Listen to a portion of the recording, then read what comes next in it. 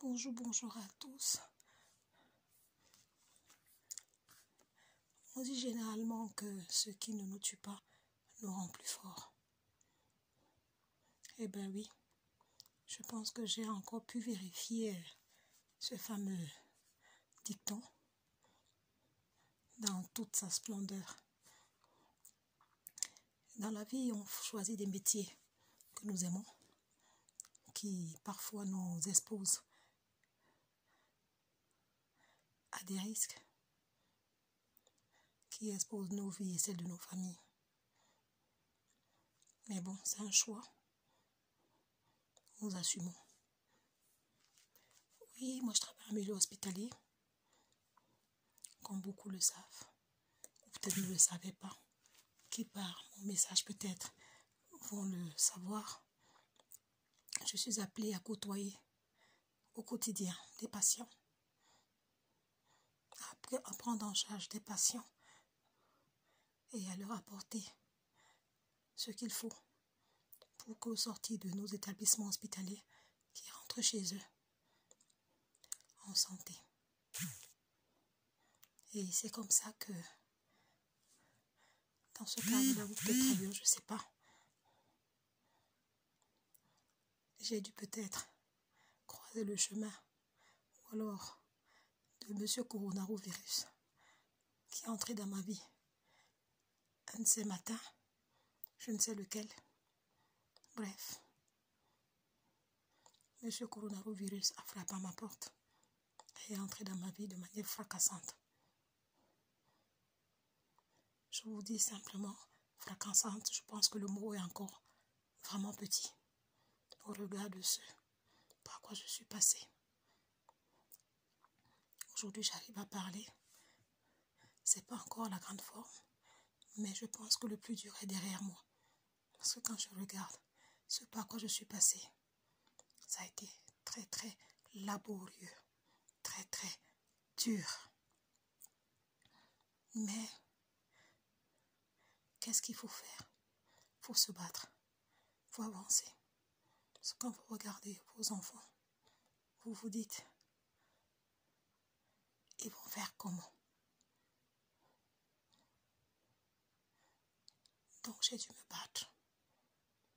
J'ai dû me battre. Et avec le concours et la présence de pas mal de personnes qui me sont chères, commencer à énumérer. La liste sera longue. Mais je pense que je vous ai déjà dit merci à mon mari, à mes enfants,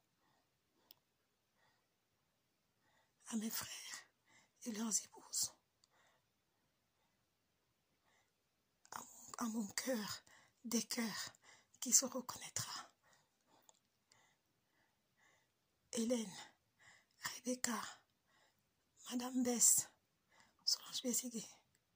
Voilà une autre, la Gazelle, qui est également en milieu hospitalier comme moi, du côté de Mulhouse, qui fait face à cette maladie, qui la pauvre après des journées harassantes, c'est de trouver une minute pour venir à mon chevet et prendre des nouvelles, savoir si je suis toujours là. Eh bien oui, je suis là. Je dis merci à mes oncles, à mes tatas, à mes soeurs, à gauche, à droite, tous ceux qui ont été là, sont montés au front avec moi. Tous les jours, j'entendais de loin, comment ils disaient, une lionne ne dort pas, une lionne n'est pas dans le lit. Et cette phrase-là, je l'ai fait travailler dans ma tête, en me disant, on t'a dit une lionne ne dort pas, alors bats-toi. Oui, mes frères et sœurs, amis et connaissances, le coronavirus est là. Ne négligez aucun détail. Moi qui vous parle, je l'ai eu. J'essaie de me remettre tout doucement de toute cette période difficile. Ne faites pas trop attention à tout ce que les gens peuvent raconter sur les réseaux sociaux. Qu'on dise que les Noirs ne peuvent pas, les Blacks ne peuvent pas l'attraper. C'est des histoires. Je suis une Black, je l'ai eu. J'ai eu la chance de pouvoir aujourd'hui vous parler. Beaucoup n'ont pas eu cette chance. Oui. Beaucoup n'ont peut-être pas remarqué que mon bonjour quotidien n'était pas là. Beaucoup n'ont peut-être pas fait attention. C'est pas grave. L'essentiel est que je vous passe le message. Faites attention. Respectez les consignes d'hygiène. Si on a du confinement, faites-le. Respectez les consignes d'hygiène. Restez chez vous. Parce que nous, qui voyons ces malades, ces patients au quotidien, et une comme moi, qui je suis passée de patient, comment on va dire ça, de soignante à patiente, je peux vous dire que j'ai vu les deux étapes et je sais de quoi je parle. Respectez les règles et les consignes qu'on donne. Je voudrais m'adresser à mes frères et sœurs du côté de l'Afrique. Ne pensez pas que ça n'arrive qu'aux autres, que c'est pour la diaspora ou pour l'Europe. Ça ne viendra pas chez nous. Non, c'est faux. À partir du moment où on a des gens qui vont et viennent, attendez-vous à voir ça. Et aux dernières nouvelles, vous l'avez déjà sur place. Respectez les consignes. Si on a dit restez chez vous, restez chez vous. Pas besoin de sortir pour aller à des deuils, à des rassemblements qui, excusez-moi, ne vous apporteront pas grand-chose en ce moment, mais qui pourront plutôt vous ramener la maladie et compliquer la vie, compliquer vos vies et celles de vos familles. Respectez. Je suis une malade du coronavirus. Dieu merci, je me remets, mais beaucoup peut-être ne se remettront pas de ça. Ce qui est déjà le cas pour ceux que l'on voit tous les jours. C'est une maladie très virulente qui attaque les voies respiratoires, qui commence par des petits picotements dans la gorge. On a la poitrine qui se compresse.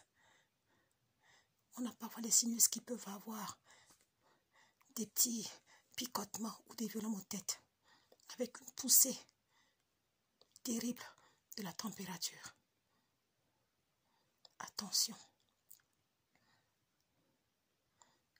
Le confinement, le Doliprane, sont les médicaments basiques que nous avons.